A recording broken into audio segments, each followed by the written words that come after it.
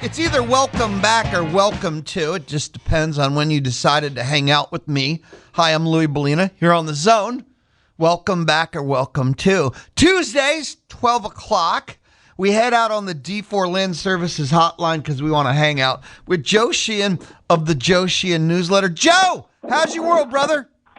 It is 80 degrees, my man. We finally got spring. Well, we kind of skipped spring and went to summer, but finally warm here. You can actually hear in the background. I get the hedge trimmers out here today. But I'm excited. I'm going to catch my first game on Thursday. It's going to be 80 and sunny at the stadium. Please tell me you're not going to go see the Mets. Tell me it's Yankees. Oh, it's the Yankees. The Yankees Angels. And it's funny because I wish I'd had tickets for last night's game. You know, I'm sure I'll get some 6-1 regular baseball game, and they played that absolute classic last night. Yeah, just as long as it's not the Mets, you're okay. I wanted you to share with people what in the wide world of sports is a Joe Sheehan newsletter. Yeah, so it's the place you can read a lot of great stuff about baseball. This is one of the original Baseball Prospectus guys back in the 90s, left them in 2009, started the newsletter in 2010. This is before everybody had a newsletter. It was kind of, I was writing for Sports Illustrated, I was writing for a few different places, but I still had a lot of stuff I wanted to write, so I said, let's try this, and it's been going ever since. It'll turn 16 next month. It's just been kind of crazy that I've gotten to do this. And, of course, now everybody's a newsletter, and everybody's got the handout. I like to think that the newsletter provides a lot of value. I'm definitely a stat head, but, the newsletter, I think, is very readable. It's accessible. I think people enjoy it who are just, run-of-the-mill baseball fans. And, another big thing for me, Louie, is I cover everybody. A lot of places, Yankees, Red Sox, Dodgers, Cubs, I make sure that I get to everybody in the league, all the storylines. So, and the other thing, and you've made this point before, is I think I provide a lot of coverage. About 200 issues a year.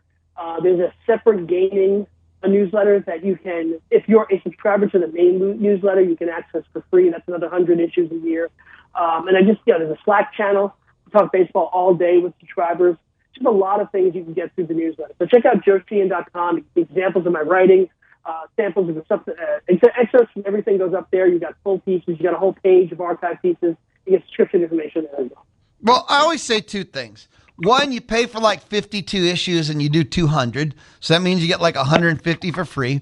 And number two, you do stats, you do analysis, you do data, but yet you still speak human. So it's for everybody. Yeah, if you enjoy these segments with Louie, I hope you'll check it out. Truthfully, if you can spell baseball, please send me your money. Oh, yeah, you had to make it complicated. We were so good for so long, and then you bring spelling bee into it. I didn't ask him to spell my last name. That's the one you always get bumped up on. Well, there's a lot of E's, and then there's like a silent H or something. But anyway, I got a text message question for you. I have all these things I always want to talk to you about, but Chris in Somerville texted, and he said, I admittedly don't know a lot about baseball. My question is, why do players show bunt? Why don't they wait till the pitcher's in his windup before you go into your stance? It is usually trying to see what the defense will do. So if you show bunt early, you don't have the intention to bunt, but you want to see is the third baseman going to charge, the first baseman going to charge, they're going to put a wheel play on. And that helps you figure out, okay, where do I want to maybe bunt on the next pitch, or do I want to pull the bunt back and try to hit it by a guy? It's entirely a thing. Fair enough. Hello?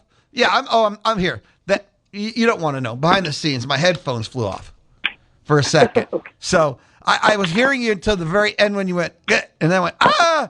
So it's okay. Like it's a very behind the scenes stuff there. So, and it's called a sacrifice. You want to force them and the rest of it. And yes.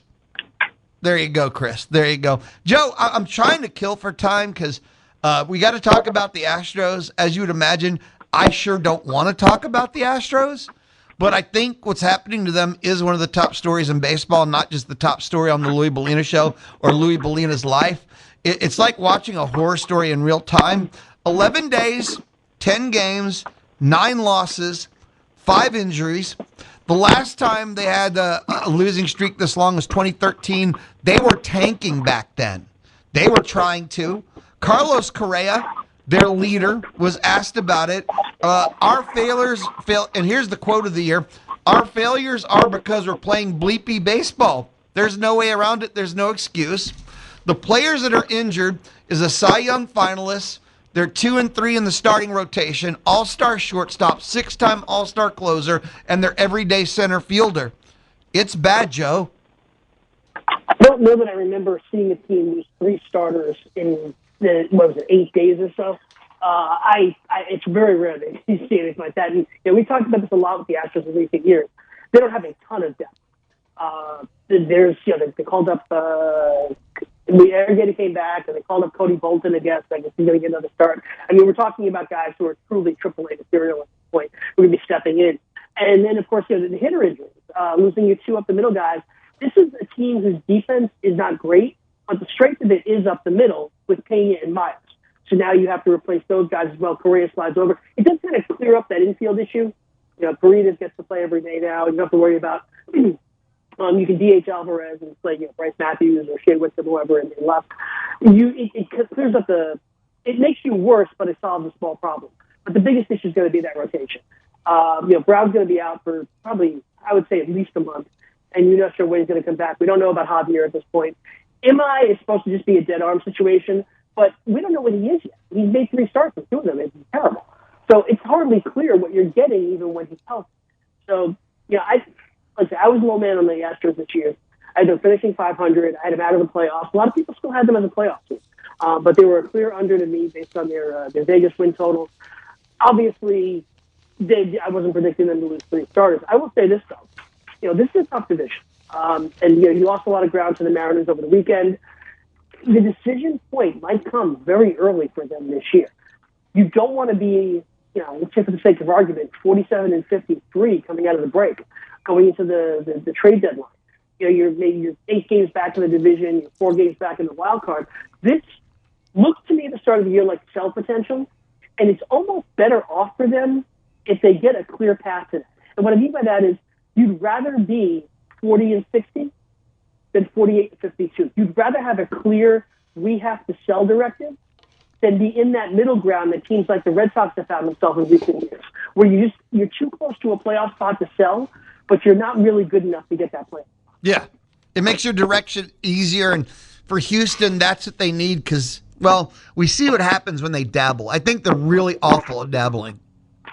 Yeah, I don't think they've done very good at that. And, again, I've said for a couple of years now, we're kind of at the end of this. They won in 22. They made the playoffs again in 23 and 24.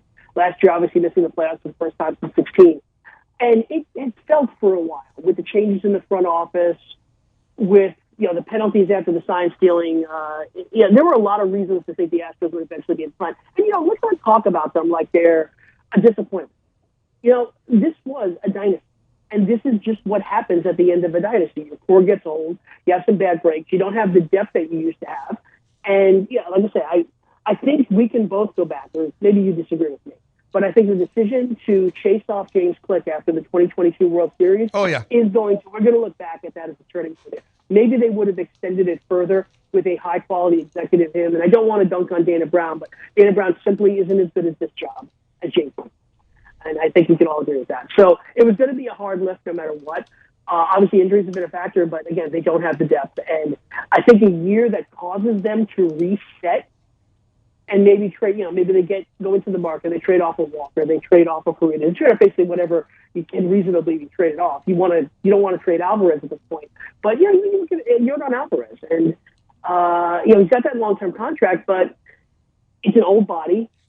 He's somebody who would bring you back a haul. Maybe you have to look at that and say, look, we're just not going to be good for 3 years. It's a tough lift, and it can go wrong. We saw the Nationals do it earlier this decade. They're literally going to be in a decade-long rebuild now because they did it poorly. There's definitely risk in that, but the Astros could be, and again, 6-11. Let's not get too crazy about it, but you look at the state of the roster, and let me ask you this, Louie. Are they more or less, of the next 17 games, are they more likely to win 11 or lose 11? Oh, lose 11. They have no starting pitching rotation. Yep. And they have no bullpen to go with no starting pitching rotation. It is dire, and I don't think I'm exaggerating when we talk about the Houston Astros and pitching. Yeah, Brady has been very good for them the last couple of years. I mean, he's blown up the start of this year in a moment where he was the only good high-leverage reliever they really had. They got some talent on the left side, but on the right side, it's a weak bullpen. So yeah, it's just everything's blown up. And of course, the awful thing about it is they've hit. Like they've hit well enough to succeed, but that's how bad the pitching has been. Yeah, it's okay. And during the stretch of injuries, look at the starts. And I know one game sample means nothing. Look at the starts they got from Burrows and McCullers. Mm-hmm. It's not like either one of them provided any release. McCullers didn't make 5. Burrows gave up 6 yesterday in 5 innings. I mean, or was it 5 and 5? But it just there's been no relief of any kind from anywhere during the stretch. And it's put weight on this bullpen. Every time I look up, Blue Ball or Roa's throwing 3 or 4 innings in a game. You can't keep asking your guys to do that. No. So, again, and here's the other thing. You're talking about maybe having to sell this year. I don't object to that. I mean, it's smart business, and I thought they maybe should have done it 2 years ago, even though they ended up making the playoffs, but it's just delaying the inevitable. But you just said it. They don't have the organization to rebuild. They don't have the owner, and I don't think they have the GM to rebuild. Well, Brown's background is in scouting, so you would at least hope he might be better at identifying prospect talent to bring in from other organizations. Not that Brown's going to be on the road doing that, but eventually he'll be making decisions on who to trade for. You would hope that maybe this fits his skill set a little bit better than going out and signing free agents. His background is in player development. But if this is going to be an owner-directed process, and think about Louie, think about the history of sports owners getting involved in player personnel, in front office decisions. It's bad. You can't cite good examples. So Crane's decision to be more involved, I think that's the bigger concern for me than Brown. It's, are they willing to go into this process? And if so, who's going to actually be pushing the buttons? And I don't have a lot of confidence in this organization right now. But here's the thing. I'm not going to have confidence in them no matter which path they take. So if nothing else, at least take the right path. Sorry. That's perfectly said. It doesn't matter what direction. They're not going to do it well, so at least go in the right direction poorly. Right. A bad plan executed well is better than no plan at all. Okay, good. It breaks my heart, but you're right. Let's switch over to the Texas Rangers, who, I mean, they're not exactly tearing it up, but I feel like in the past week, since we talked last, we are seeing the Texas Rangers team we thought we'd see before opening day. Yeah, I mean, the pitching's been fantastic. I was watching that game with Eovaldi last night. And, I mean, he could have told the A's the splitter was coming, and I'm not sure they could have hit. A really fantastic performance. The run prevention's been great. The offense, it's basically above average at this point. You'll take that. I've been a big Evan Carter guy for a while, and he's a really good example of a modern hitter where he's hitting 210, but high OBP, high slugging. He walks and he hits for power. You got Nimmer off to a great start. You got Jake Berger with the 2-homer game last night, which I think just dragged him up to even for the season. Still a low OBP. Obviously, the offense was the killer last year, and they just had to be better to support this very good rotation. I'm also concerned about the bullpen. I mean, they've gotten good work out of Jake Junis and Jacob Blatz has pitched mostly out of the bullpen so far, but I'm not that excited about the pen. I think that's the thing. Let's assume that they contend, which I expect them to be. I had them as a wild card team. That's going to be the thing they have to go out and target. They've got to find some power arms in season to fill out this pen. But I like the offense. Defense has been effective. It's got to stay healthy. We'll see. Hopefully Wyatt Langford, I think it was a day-to-day thing. I know he was out last night. I think he'll be back shortly too. So I thought they were a wild card team, and I still think they're a wild card team. Well, it's kind of interesting. At the trade deadline, if you're just looking for power bullpen arms, isn't that one of the cheaper things you can acquire? It feels like, I have no proof, there seems to be a ton of those available at the trade deadline. It is always the thing you most want to remember. I go back to the 22 Astros. They literally acquired 4 relievers at the deadline.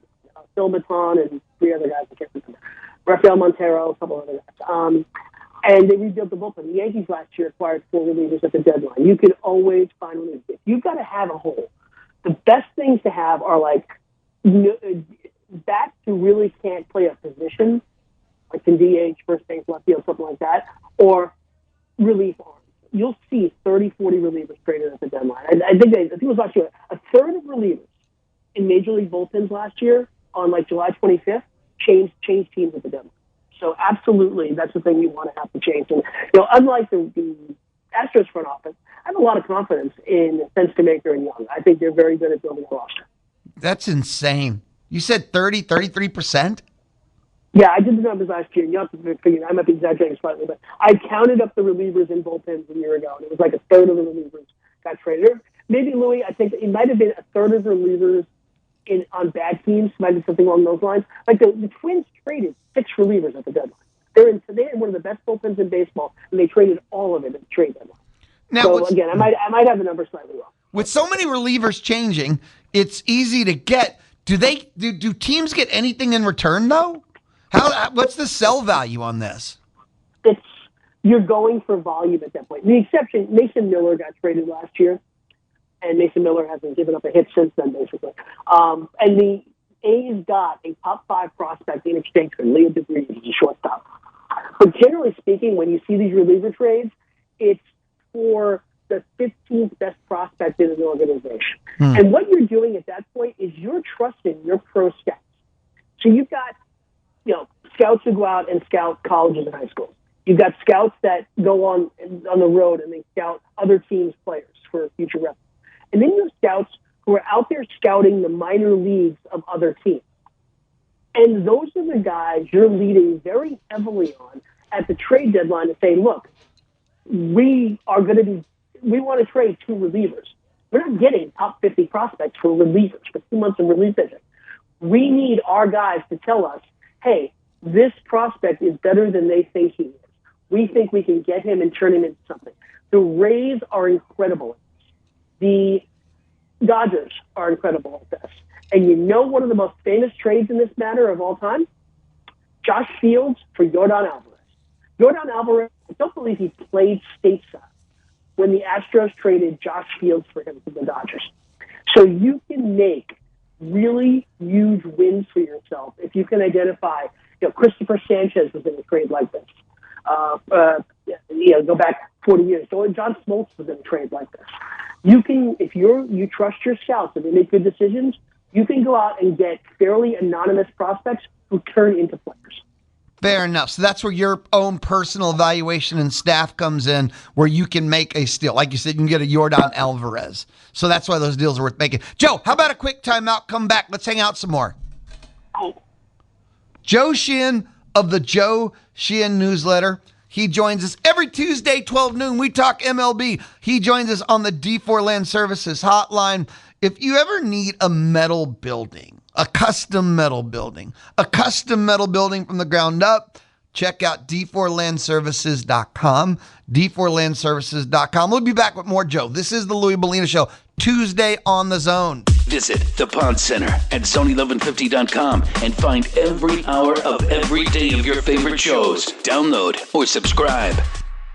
The Louie Bellina Show, it is Tuesday. The Louie Bellina Show presented by CC Electric. Let's talk more MLB, Major League Baseball. Joe Sheehan newsletter. Joe, the Astros are off to the worst start in the history of mankind, but there's other teams in MLB, their start's not necessarily making their fans happy. The start's not exactly how they drew it up.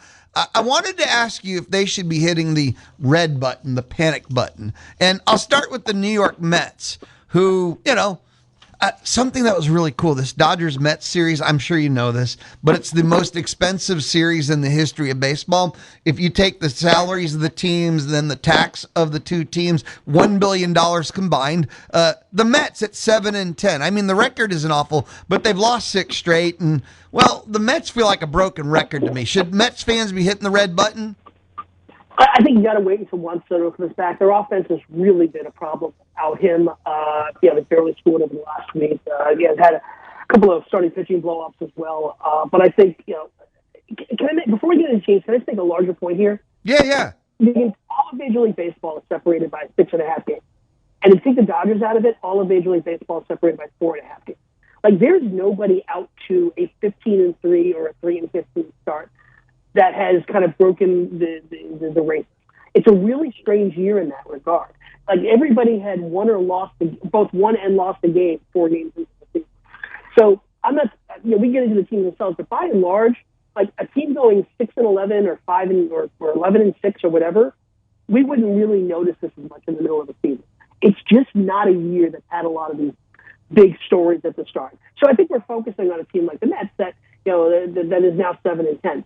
I do think the real concern I have would be the free agents they signed. Plus, Jorge Polanco had a big year, and they went out and kind of signed him pretty randomly to a $40 million deal. Then they went out and traded for Marcus Semien, and they signed Bo Bichette. It really jammed up the roster a bit. Polanco hasn't hit at all. Bo Bichette hasn't really hit, and there's some concerns that he's not running well. The knee that he had surgically repaired. Remember he had to play second base in the World Series? Yeah. He kept coming out of the game. He did actually had knee surgery in September, came back just for the World Series, couldn't really run. And there's some concerns that the knee isn't fully healed. So that's a worry there. They put a lot of money into these two guys. They traded for Luis Robert. That's worked out really well. They've got some internal options that they've blocked with these moves. Mark Vientos and Brett Beatty, those guys haven't really hit. I do think they're going to hit better than they have. I mean, they've been one of the worst offensive teams in baseball. That's not going to continue. They'll get Soto back. Francisco Lindor. I'm going to ask you a question. Yeah. We're 3 weeks into the season. Francisco Lindor is a future Hall of Famer. How many RBIs does he have? Ooh. Okay. I'm going to go with 7. Lower. 4? Lower. 2?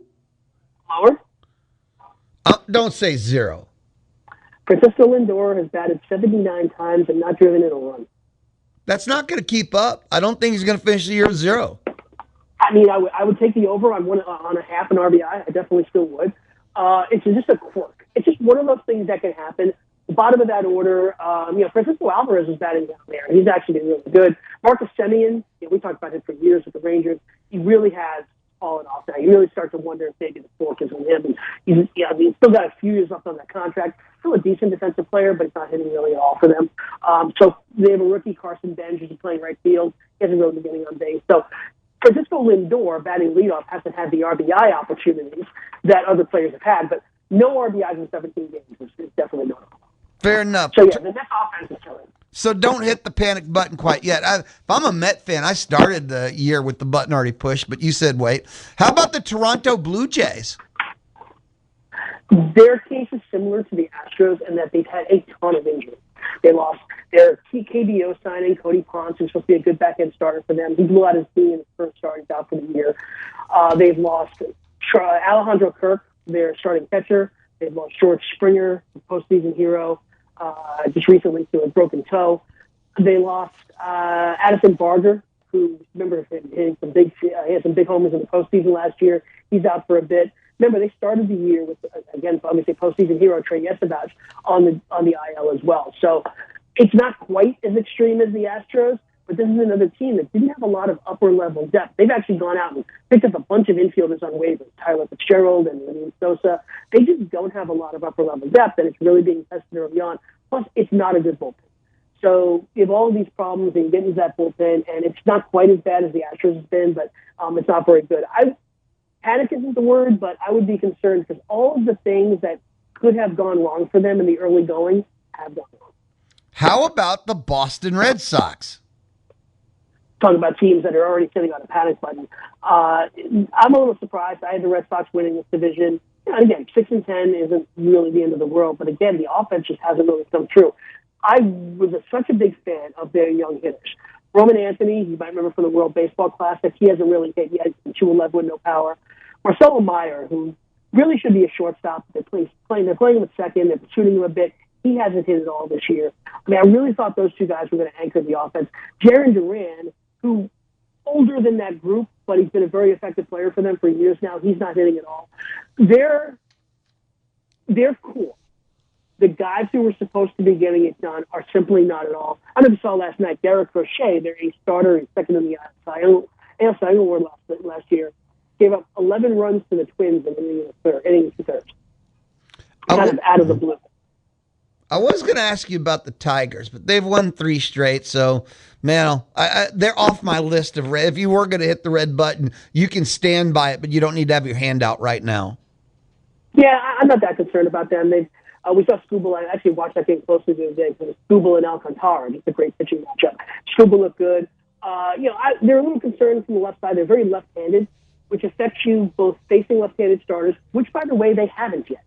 They have not faced a single left-handed starter yet, which helps them a lot. And then in-game, it means you got to do a lot of pinch hitting, a lot of platooning, so you get yourself into trouble there. But I'm not that sure. They did lose Parker Meadows, who's their top center fielder, really good defensive player. We're going to see Javi Baez play a lot of center field for them now. That's a little bit of a concern, but they've got a lot of upper level pitching depth, so that as the year goes on, they're going to be able to replace. They have injuries, as everybody does.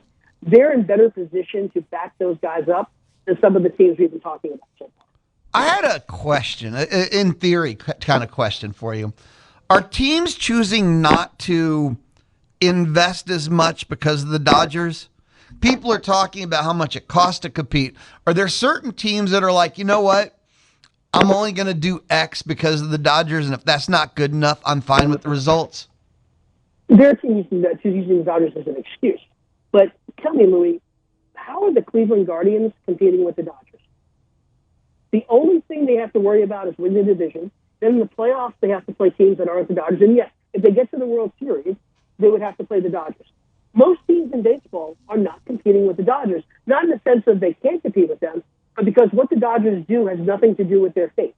If you're in the American League, or if you're in another division of the National League, you got to worry about beating those teams.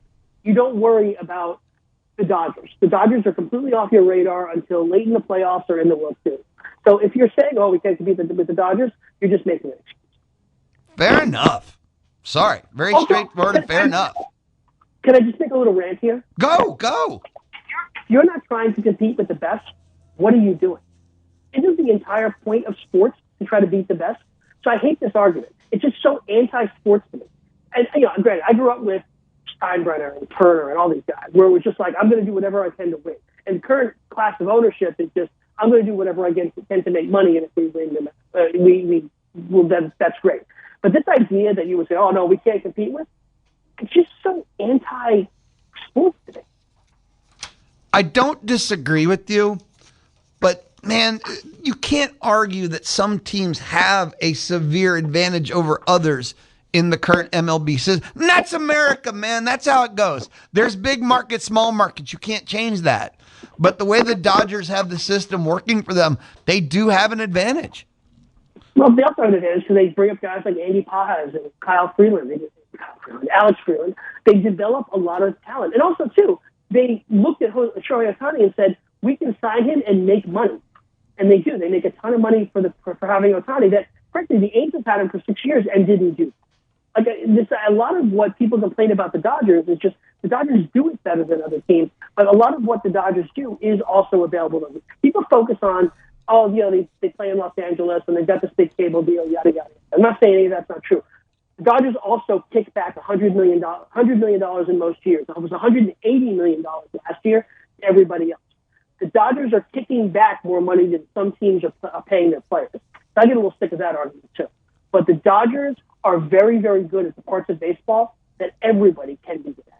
I'm good with all of it. I would just say there should be no deferred money. Every other part, if the Dodgers want to have a payroll bigger than 20 teams combined, let them spend their money. That's America to me. I got to stop you there, because the deferred money, instead of signing a $700 million deal, the deal would be $10 and $455 million. It makes absolutely no difference because they have to put that money away.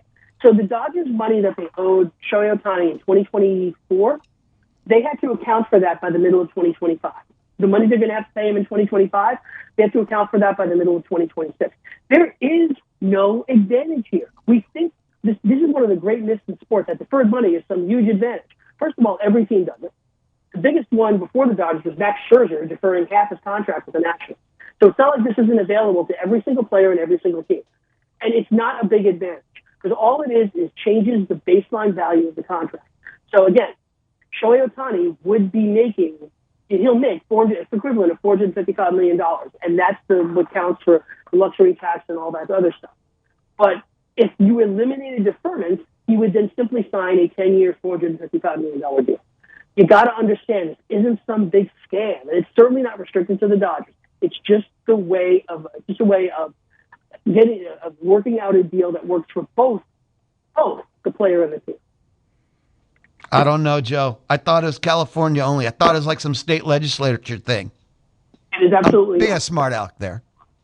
Oh, okay. Yeah, I know it's not a state legislator thing. There are tax advantages for the players, and of course there are certain states that are trying to go after that. But the same thing is like teams in Florida having an advantage over teams in New York. I mean, there's certain this. You're not going to change the state tax law. It's one of the okay. You say, man, I should have brought this up earlier because we're at the end of the break here. Joe, we're going to talk next week. So yeah, we'll talk next week. Joe, be awesome. Thank you always. You're amazing, dude. This is why I love talking to you, man. You get to the bottom of it as opposed to all of us getting stuck in the middle of it. Thanks, brother. Be awesome. Joe Sheehan of the Joe Sheehan newsletter. That dude freaking rocks. I want to get more into the deferred payment of it all. This is the Louie Bellina Show. We'll be right back. My mind is blown. This is the Louie Bellina Show, presented by CC Electric, where they do residential, commercial, and industrial services. It's the Louie Bellina Show Tuesday on The Zone. Sign up for the Zone newsletter at Sony1150.com. And don't miss out on a chance to win $5,000 in the Money Machine. The Louie Bellina Show. We've reached halftime, haven't we? We're hanging out till 2 o'clock, and there's still so much more to go. 1 o'clock, Olin Buchanan joins us inside the Charles Schwab studio. Support for you. Well, that's if you're with Mark Sim, if you're with Charles Schwab. Support from Mark Sim. He is right here in College Station. He is the Charles Schwab branch right here in College Station. We're talking about your financial now, your financial future, you and your family. And like the key, the secret sauce, how it works is that Schwab, which means Mark Sim, offers a modern approach to wealth management. They have the financial planning to meet your specific needs. Why'd you call them? They got you back. But also, Schwab, which means Mark Sim, has the flexibility to adapt as those needs change with time. And they are in ways that you have no idea, but with Charles Schwab and the years and years and years and years of experience, they've been there, done that. They're ready. Let them take care of you too. Let Mark Sim have your back. Learn more at schwab.com/College Station. So 1 o'clock, Olin Buchanan, 150 Community Spotlight with Aggieland Humane Society. I wanted to have a little bit of fun, jump into the rest of the world of sports. When Olin joins me, we got to talk Aggie baseball, Aggie basketball, Aggie football, take your text messages, the rest of the world of sports. The NHL, National Hockey League's regular season is down to 2 more nights. Tuesday, Wednesday, the Dallas Stars have 1 game left. And I know, you're like, hockey, Lou? Hockey? We're talking hockey? I could do a whole AI rant with that, but no. Just give me 2 minutes here. Okay, 90 seconds. Fair?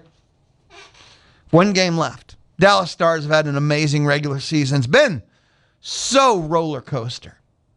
They've had injuries. Man, they've had injuries throughout the whole year. They're going to end up with the second best record in the West, second most points. Last night's game, and they beat Toronto 6-5, was insane. 3-0 Toronto, end of 1. It's over. Game over, man. Game over. 3-3, end of 2. 5-3 Toronto, about midway through the third. 6-5 Dallas Stars final. All goals were scored consecutively by the teams in a 6-5. First 3 were Toronto in the first. Next 3 were Dallas in the second.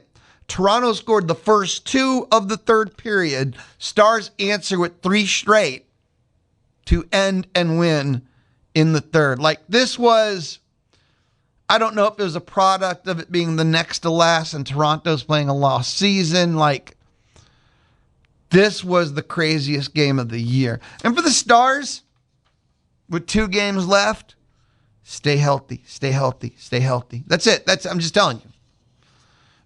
Bork got the hat trick for the Stars. Stay healthy, stay healthy. There's nothing else that mattered. That was it. And the Stars have now won 4 straight.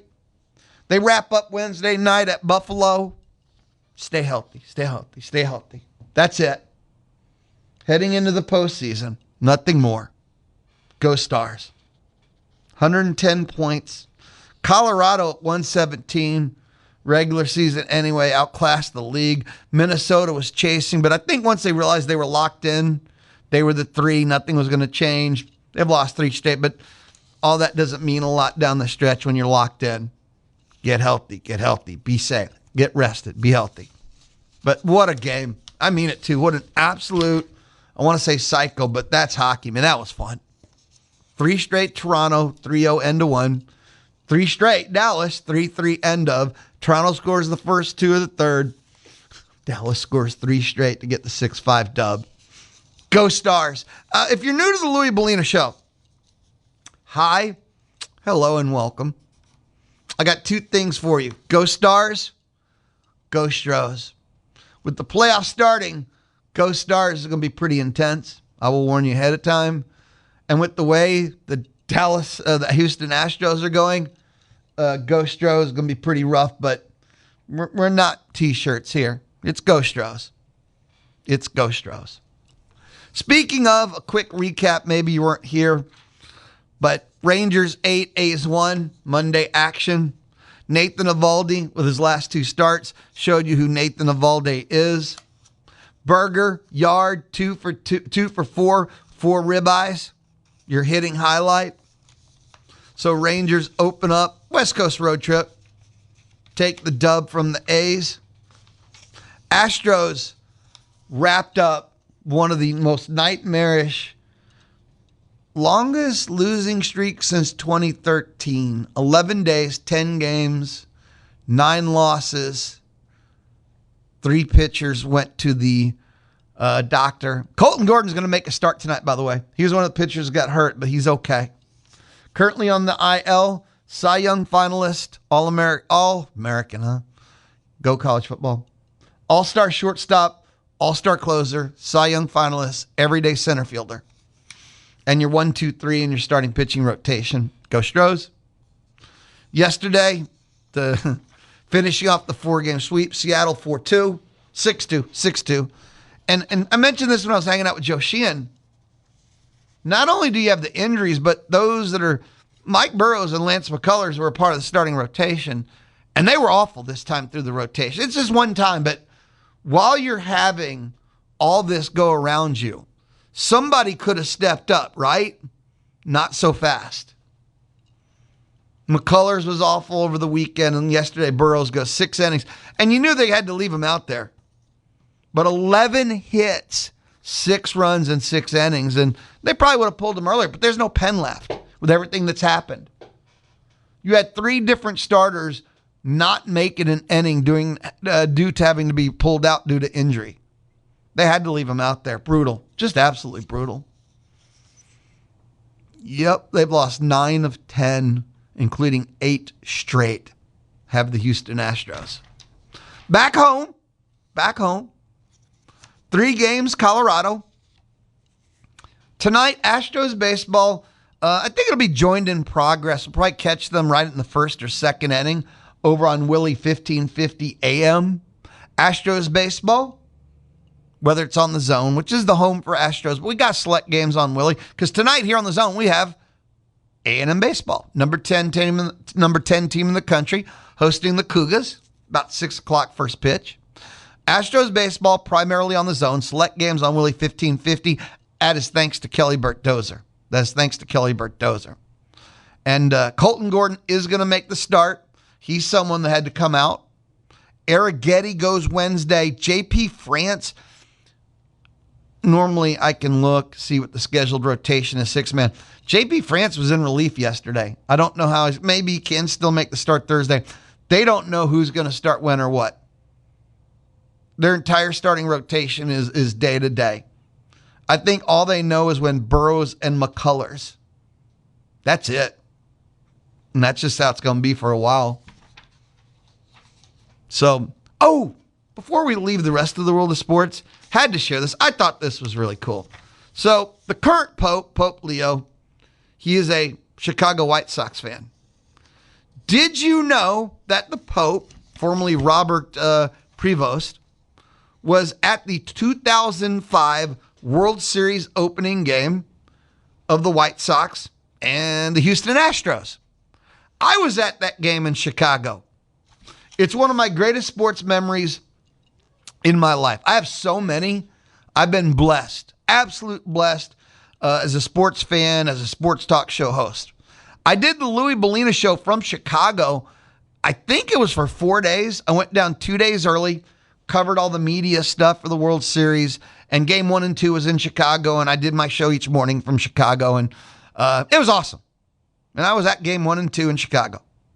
Anyway, but the Pope, the former Robert Prevost, was at that game. I was there too.